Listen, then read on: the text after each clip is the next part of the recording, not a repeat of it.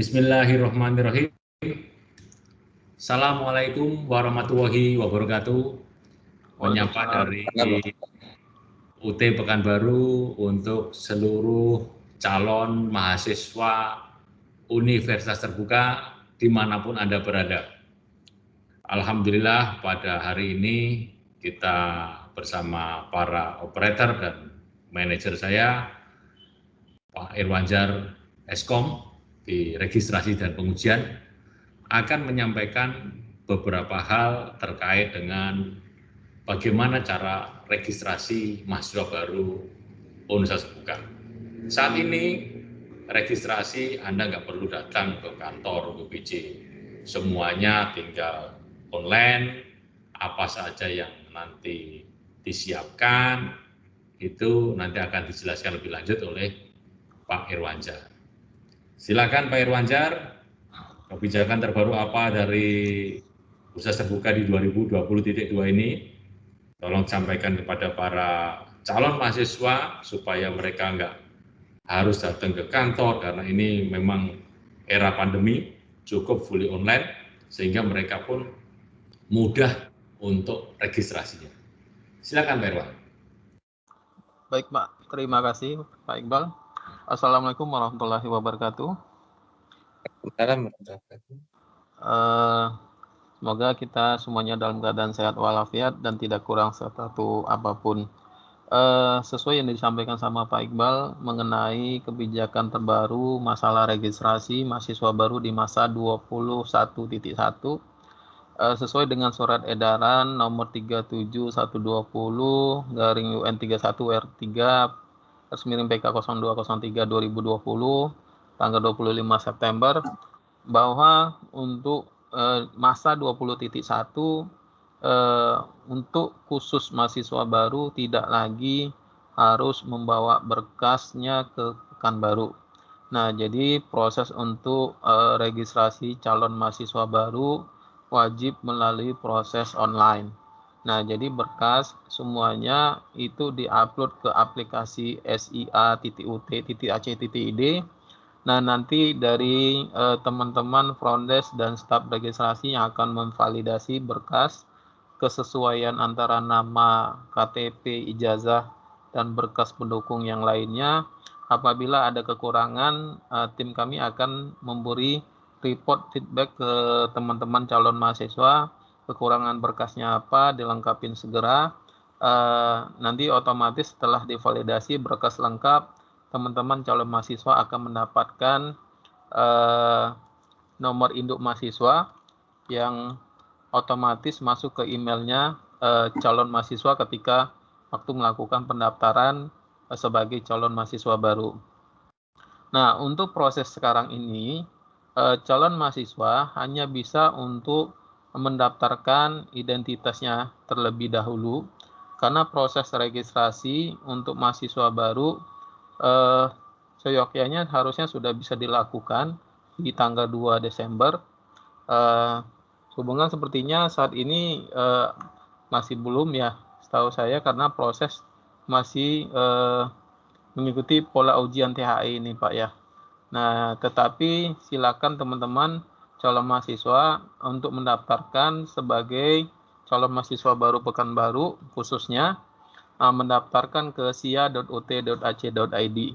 Nah, mengenai persyaratan untuk mahasiswa baru, itu khusus untuk mahasiswa yang non-guru, selain jurusan FKIP, itu persyaratannya calon mahasiswa hanya cukup melengkapi ijazah SMA yang berlegalisir atau SMA atau ijazah D1, D2 atau sarjana.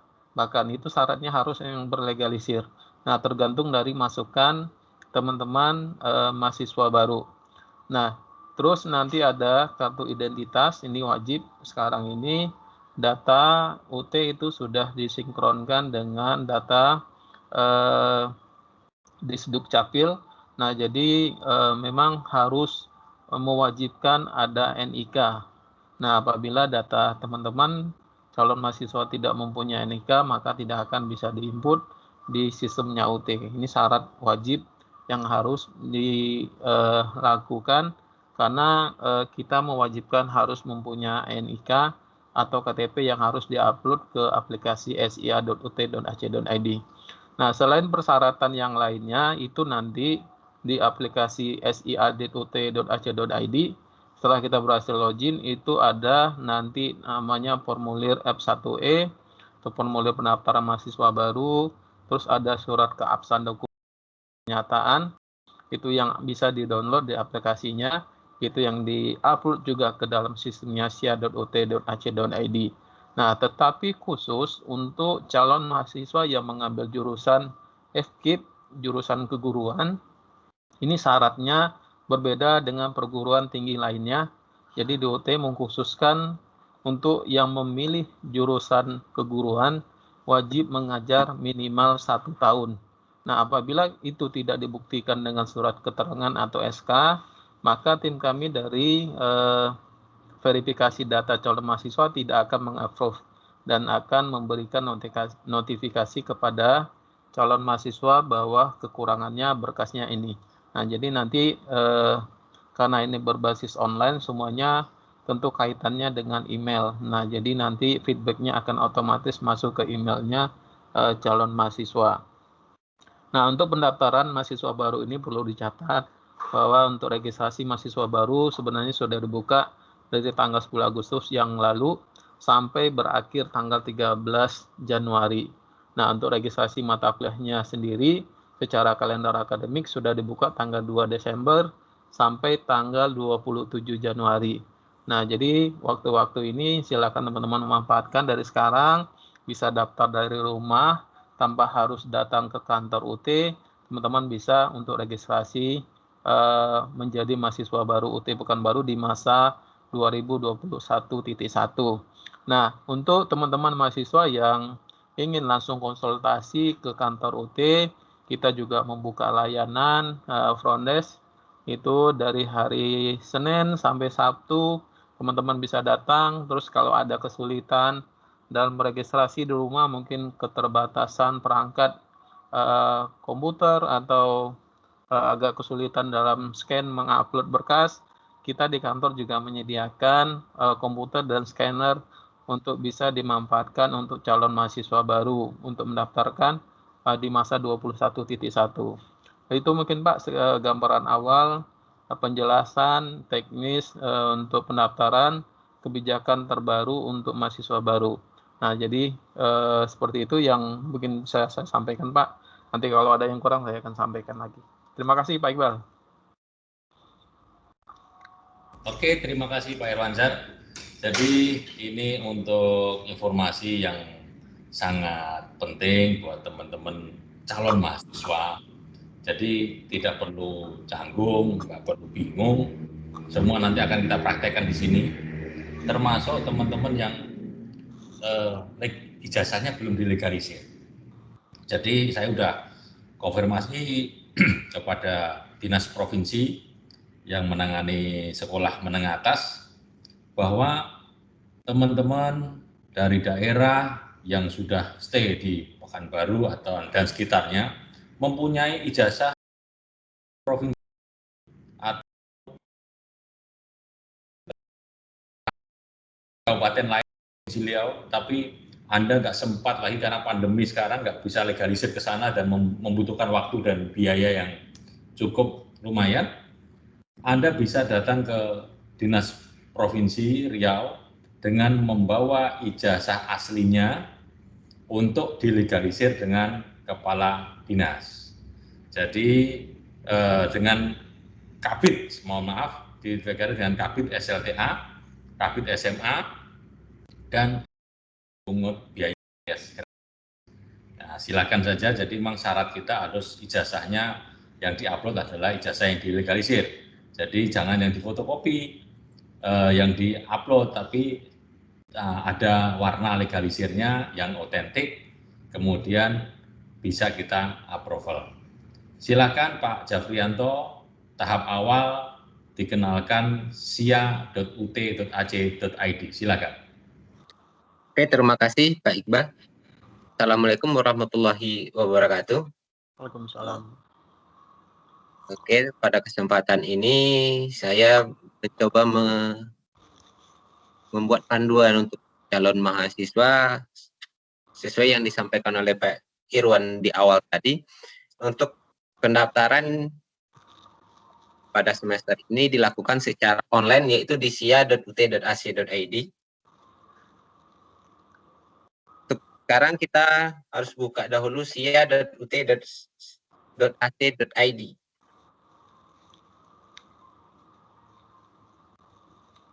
Angka awal yang harus disiapkan oleh calon mahasiswa adalah register akun. Dan masuk pendaftaran calon mahasiswa, lengkapi data yang diminta di sini. Misalkan,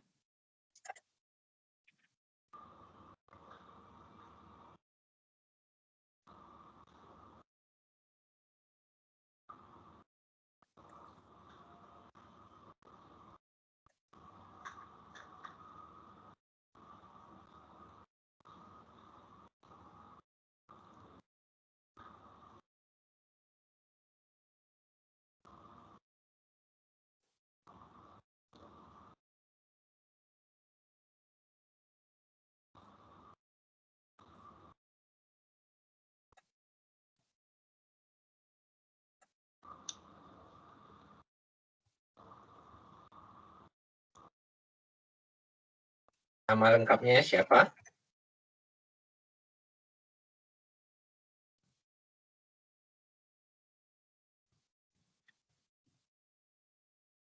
Alamat emailnya.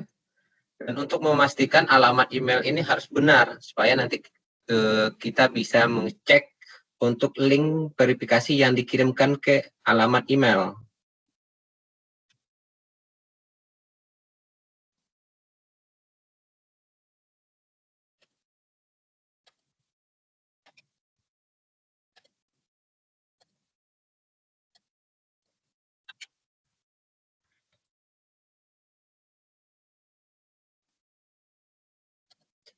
Passwordnya. Dan untuk password, saya sarankan untuk yang gampang diingat.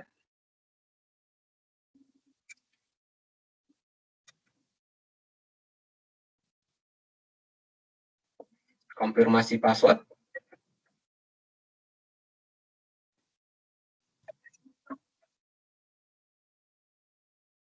Dan jawab pertanyaan yang tertera di sana.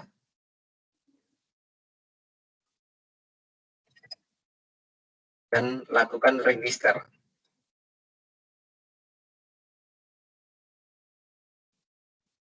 Nah, di situ pasti ada keterangan register akun Anda berhasil. Dan untuk proses langkah selanjutnya, cek email yang dimasukkan.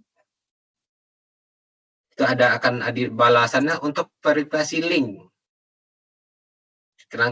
Langkah selanjutnya itu adalah klik verifikasi.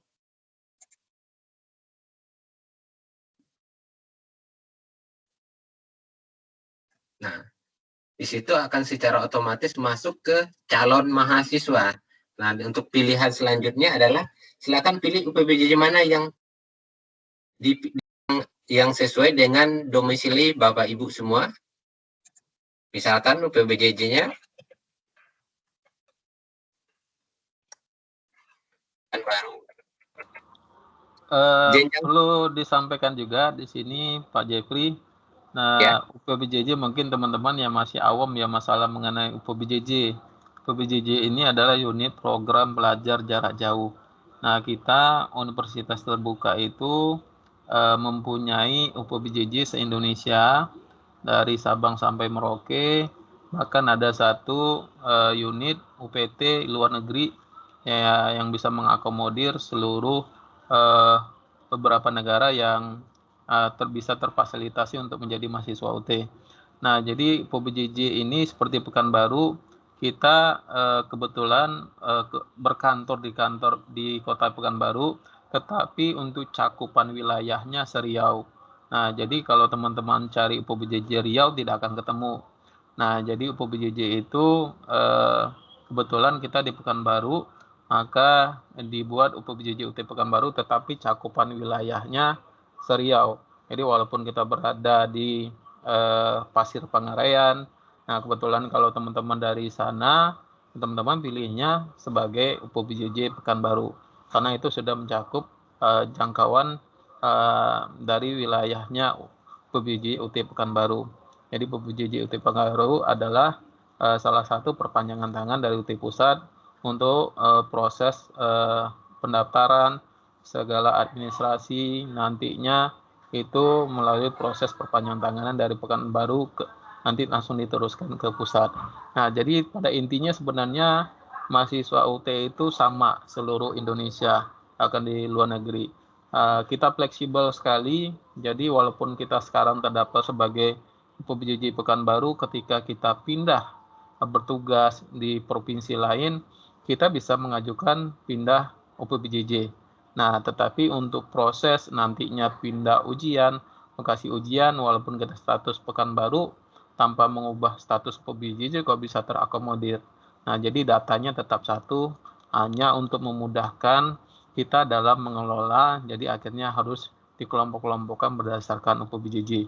Mungkin itu Pak Jepri sekilas tentang UPBJJ biar tidak ada muncul pertanyaan nih UPBJJ-nya apa. Nah, itu maksud saya. Terima kasih Pak Jepri. Oke, terima kasih Pak Irwan. Baik, kita lanjut. Untuk pilihan UPBJJ, misalkan yang sudah dijelaskan Pak Irwan tadi, dan langkah selanjutnya pilih jenjang pendidikan. Nah, silakan pilih jenjang pendidikan yang Bapak Ibu untuk yang berminatnya di mana. Misalkan ada di sini diploma 3, setara 1, pasrah sarjana. Dan kita untuk kesempatan ini kita pilih setara 1. Tinggal klik saja dan langkah selanjutnya pilih fakultasnya. Nah, fakultas apa? Misalkan Fakultas Ilmu Hukum dan Ilmu Sosial. Nah, dan sebelum langkah berikutnya Pak Jepri. Ya. Nah, ini terkait masalah fakultas. Nah, harusnya dari sejak awal ketika teman-teman calon mahasiswa mau memilih program studi, harusnya sudah mengetahui induk fakultasnya apa. Nah, jadi seperti yang disampaikan sama Pak Jepri, bahwa fakultas FKIP itu di dalamnya ada beberapa jurusan pendidikan matematika, pendidikan bahasa Inggris, pendidikan dasar, ada PG PAUD-nya juga. Nah, seperti Fakultas Hukum, Ilmu Sosial, dan Ilmu Politik, di dalamnya ada program studi hukum, ada ilmu pemerintahan. Nah, jangan sampai kita tidak mengetahui fakultas mana ya saya berada. Nah, jadi untuk mengetahui itu ada baiknya teman-teman mahasiswa, calon mahasiswa mengakses dulu ke websitenya ut.ac.id. Nah, di situ ada program studi fakultas, kita mengetahui fakultas mana kita masuknya. Mungkin sekilas itu Pak Jepri. Terima kasih. Oke, terima kasih Pak Irwan. Oke, kita lanjut untuk pemilihan program studi. Ya, silakan pilih program studi yang Bapak Ibu minati. Misalkan untuk ini hukum dan banyak lagi program studi yang lain sesuai dengan yang ada di UT. Nah, untuk langkah selanjutnya adalah lanjutkan.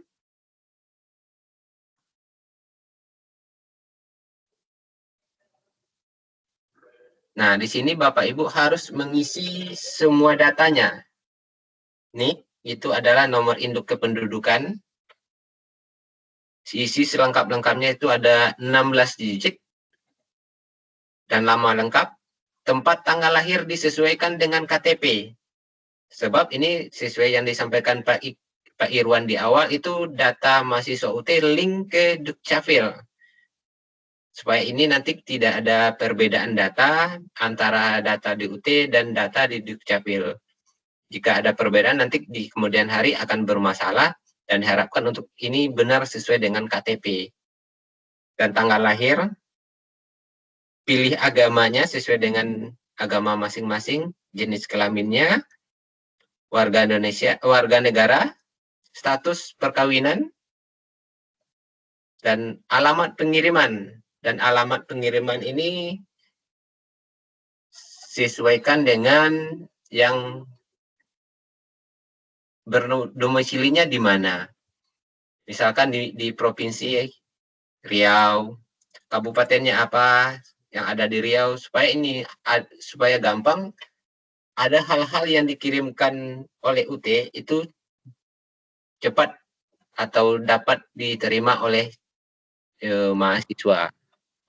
Ya, jadi untuk alamat pengiriman ini nantinya bahan ajar itu akan dikirim langsung ke alamatnya mahasiswa. Nah, jadi dipastikan untuk alamat pengirim itu dipastikan pakai media ekspedisi pos atau JNE atau yang lainnya itu bisa tersampaikan ke sana. Nah, jadi jangan asal membuat alamat. Nah, karena nanti berdasarkan acuan dari situ sistem akan mengirimkan bahan ajar karena mahasiswa UT sekarang mewajibkan memiliki bahan ajar. Ya, nah, jadi biaya yang dari teman-teman keluarkan itu adalah semuanya include sama bahan ajar. Nah, jadi itu Pak Jepri untuk Oke, memastikan terima bahwa kasih Pak Iwan. alamat. Oke, untuk alamat sudah jelas dan nomor telepon.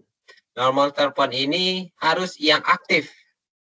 Gunanya nanti untuk menghubungi mahasiswa, pihak UT bisa juga menghubungi via SMS blast atau telepon secara langsung atau via WA.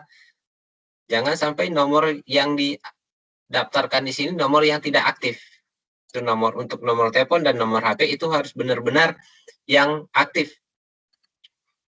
Dan untuk pengisian data pribadi, silakan nama ibu kandungnya wajib diisi. Nama ibu kandung, PBJJ, jurusan program studi, jenis layanan. Di sini ada jenis layanan SIPAS, non-SIPAS, artinya non-paket semester. Selanjutnya ada sistem paket plus.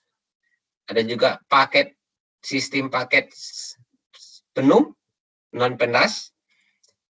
Dan untuk Bapak Ibu yang SIPAS penuh, itu pada umumnya yang mempunyai kelompok belajar dan semua mata kuliah wajib ada tutorial tatap muka atau tutorial webinar.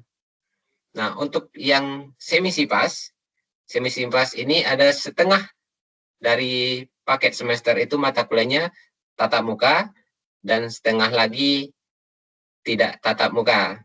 Dan untuk sistem paket SIPAS non-TTM itu sistem belajarnya mandiri dan bantuan belajarnya tutorial secara online. Dan untuk pengambilan mata kuliah itu sudah dipaketkan oleh pihak UT, mahasiswa hanya tinggal mengikuti apa yang sudah dipaketkan oleh UT. Nah, kesempatan ini kita ambil contohnya non-TTM. Pak Jepri, sebelum melanjutkan, nah ini penjelasan sedikit, coba minta tolong Pak Jepri diklik lagi tanda panah untuk pilihan SIPAS. Nah, untuk terkait pilihan SIPAS atau non-SIPAS, ini perlu diperhatikan. Nah, untuk teman-teman yang masukan dari SMA, kita sangat menyarankan ngambil SIPAS paket semester non-TTM kalau seandainya kita hanya sendiri, tidak berbasis kelompok. Nah, tetapi berbeda kalau seandainya kondisi kita sudah berbasis kelompok, ada minimal 20 orang dengan jurusan yang sama, itu teman-teman calon mahasiswa bisa membuat kesepakatan sama-sama teman-temannya untuk berbasis kelompok dengan menggunakan mekanisme SIPAS semi atau SIPAS penuh. Nah, SIPAS semi ini dari contohnya satu semester itu yang kita registrasikan 6 mata kuliah, hanya sebagian yang berbasis tatap muka, tutorial tatap muka. Nah, jadi sebagian lagi belajar mandiri. Nah, tetapi kalau yang berbasis SIPAS penuh, contohnya 6 mata kuliah tadi yang kita registrasikan, itu semuanya belajarnya menggunakan mekanisme tatap muka. Nah, jadi ada opsi pilihan beberapa SIPAS di sini bisa kita gunakan untuk sebagai acuan dari awal ketika kita mau mengambil jurusan yang ada di UT.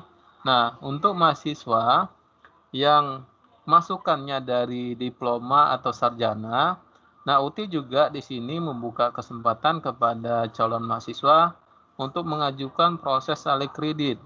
Nah, ada kalanya mata kuliah yang kita ambil di UT ketika kita sudah menempuh diploma atau sarjana di perguruan tinggi lain, atau bahkan alumni UT sendiri, kebetulan ada mata kuliah, contohnya mata kuliah umum itu pasti mayoritas sama. Dan itu kita bisa mengajukan proses alih kredit. Kredit ini ada pengakuan mata kuliah. Nah, nanti ada tim verifikasi dari fakultas. Nah, akan memproses apakah disetujui atau tidaknya. Jadi teman-teman tidak perlu mengambil mata kuliah itu lagi, bisa mengambil mata kuliah yang lain. Nah, untuk pola seperti ini kita harus mengambil pilihan non-SIPAS. Nah, kalau untuk pilihan non-SIPAS ini kita di semester 1 sampai 8 bebas memilih mata kuliah.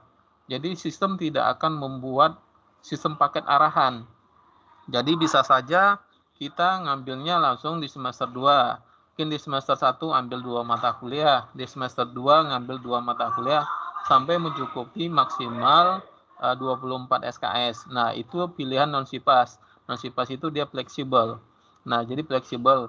Nah, ini sangat disarankan untuk mahasiswa yang memang masukan dari selain sarjana untuk melakukan proses alih kredit itu harus mengambil non-SIPAS. Karena kalau mengambil SIPAS tidak bisa mengajukan alih kredit. Karena yang namanya SIPAS sistem paket semester itu sudah pasti setiap mata kuliah per semesternya sudah dipaket-paketkan. Nah, jadi mahasiswa tidak bisa memilih mata kuliah karena sistem sudah mengenerate setiap semesternya ini mata kuliahnya, semester 2 ini mata kuliahnya karena sudah berbasis paket. Nah, kalau yang berbasis non sistem paket semester itu kita fleksibel memilih mata kuliah yang lain. Ini terkhusus untuk mahasiswa yang ingin mengajukan alih kredit. Mungkin itu penjelasan singkat tentang mengenai SIPAS dan non-SIPAS. Silakan lanjut Pak Jepri. Terima kasih. Oke, terima kasih Pak Irwan.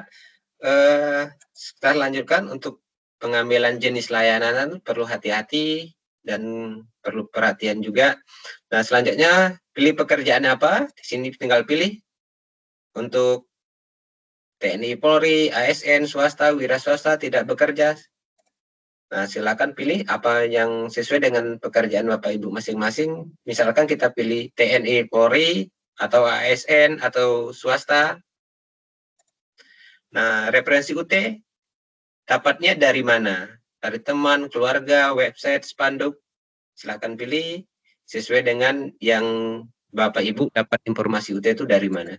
Nah, untuk langkah selanjutnya. Terus ini Pak Jepri, ini kebetulan disimulasikan untuk calon mahasiswa yang dari TNI, dari Polri. Nah, ini kebetulan UT sudah kerjasama dengan Polri.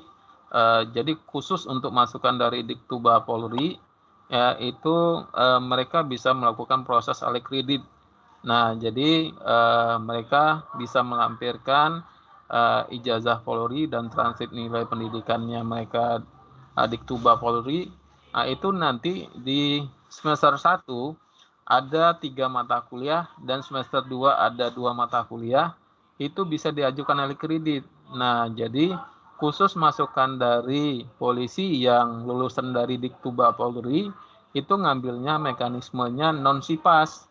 Nah, ketika ngambil non-SIPAS, nah nanti ada mata kuliah yang kita bisa bebaskan ajukan alih kredit.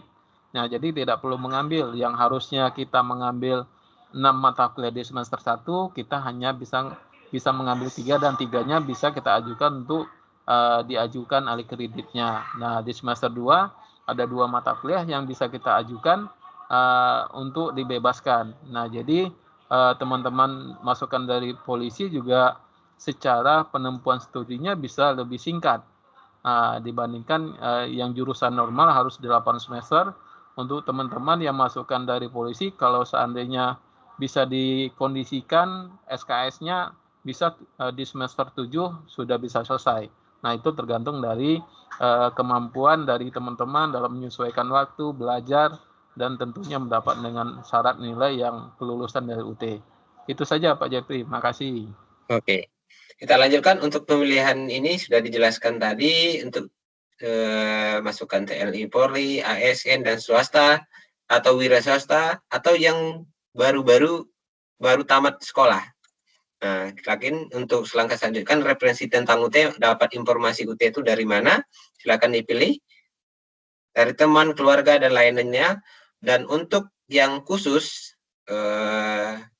maaf sebelumnya, untuk yang saudara-saudara yang berkebutuhan khusus, silakan pilih apa. Jika Bapak Ibu calon mahasiswa yang normal pada umumnya, ini dikosongkan saja. Dan untuk langkah selanjutnya dan pendidikan terakhir, di sini ada pendidikan terakhir, ada S2, S3, D4, SLTA, dan bisa juga untuk SLTA, D1, D2, dan 3, sesuai dengan tamatan terakhir yang Bapak Ibu calon mahasiswa, misalkan di SLTA.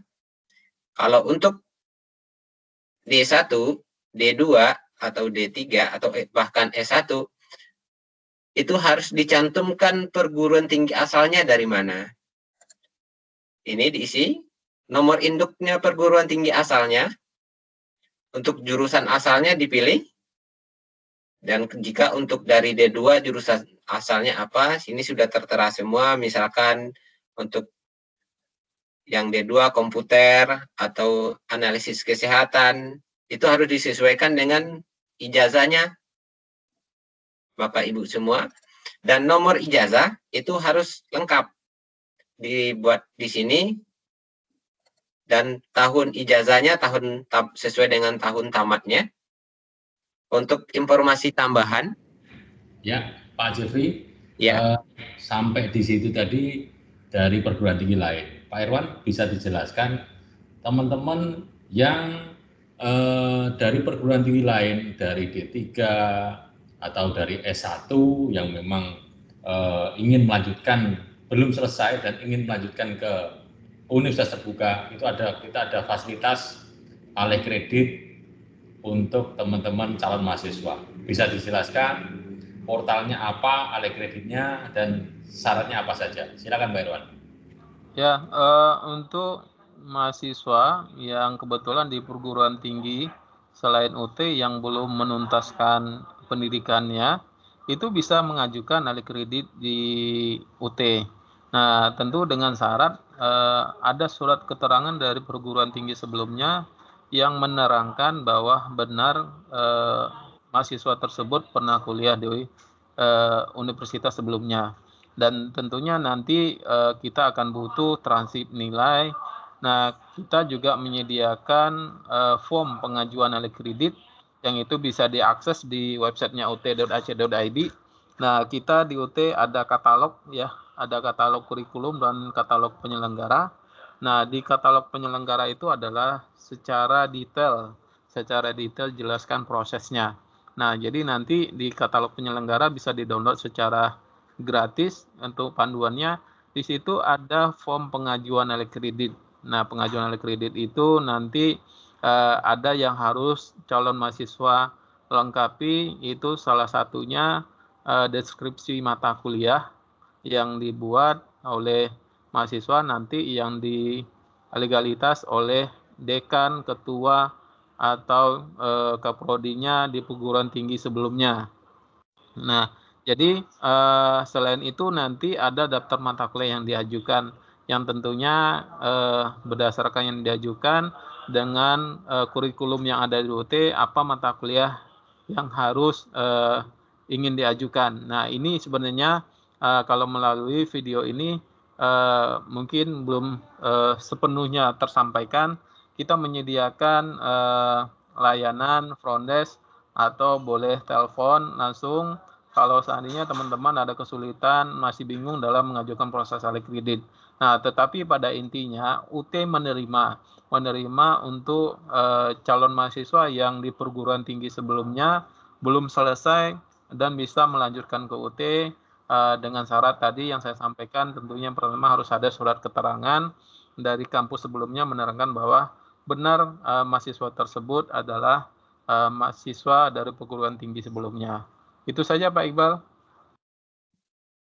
Oke, terima kasih Pak Jafrianto. Dilanjutkan secara singkat saja.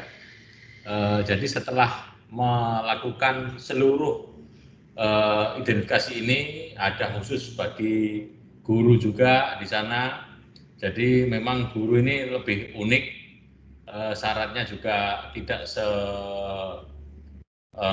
sedikit. Syaratnya memang untuk guru memang ada beberapa syarat, antara untuk kita menghargai pengalaman kerja masing-masing guru. Itu harus ada dibuktikan dengan surat keterangan mengajarnya, sudah berapa lama. Nanti mekanisme guru tidak bisa kita jelaskan di sini. Memang kalau guru kita bekerja sama dengan dinas-dinas terkait di daerah.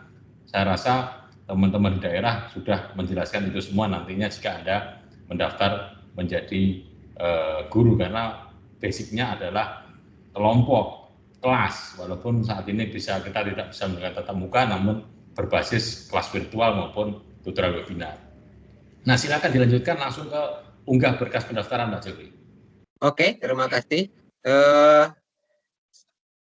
Semua berkas formulir pendaftaran harus diunggah ke akun SIA calon mahasiswa.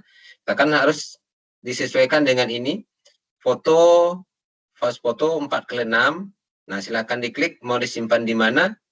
Itu buatlah file yang lebih gampang untuk dicari. Semua file harus disesuaikan di sini.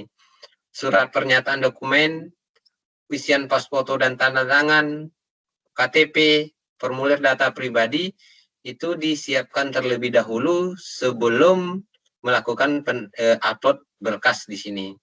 Nah, kalau seandainya semua berkasnya itu sudah diupload, langsung klik simpan. Nah, secara otomatis setelah disimpan akan muncul nomor registrasi pendaftaran. Nah, setelah nomor registrasi pendaftaran, kami dari pihak UT akan melakukan verifikasi berkas pendaftaran calon mahasiswa. Jika sudah lengkap, langsung kami validasi. Nah, secara otomatis akun calon mahasiswa berubah menjadi mahasiswa dan sudah diterbitkan NIM-nya. Dan setelah dapat NIM, jika sudah dibuka untuk registrasi mata kuliah, nanti akan muncul registrasi mata kuliah.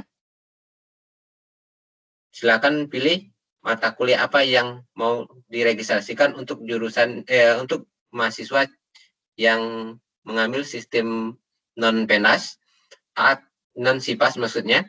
Jika mahasiswa yang sudah mengambil sistem SIPAS non-TTM, secara otomatis mata kuliahnya sudah tertera di sana, tinggal memilih tempat ujiannya mau di mana. Sekian Pak Iqbal untuk penjelasan singkatnya. Oke, jadi ini filenya pastikan harus JPG ya atau JPEG ya, tidak bisa PDF ya, Pak Jeffrey ya. Ya. Beda dengan aplikasi-aplikasi lain yang membiarkan harus PDF. Jadi setelah teman-teman registrasi prosesnya berhasil, Pak Jeffrey, langkah selanjutnya apa? Nanti akan ada notification dari email, jadi pastikan Anda push email. Jadi segala sesuatu yang diberikan oleh informasi dari Universitas Terbuka itu semuanya by email. Teman-teman, kita garis bawahi di sini, saya tegaskan bahwa proses validasi itu kita memang harus valid benar. Antara KTP ini memang harus kita hati-hati, ijazah, karena nama Anda yang Anda ketikkan itu nanti implikasinya adalah nama ijazah. Jikalau yang Anda ketikkan namanya, kenapa sih kita harus menggunakan registrasi online untuk mahasiswa itu sendiri? Karena apa?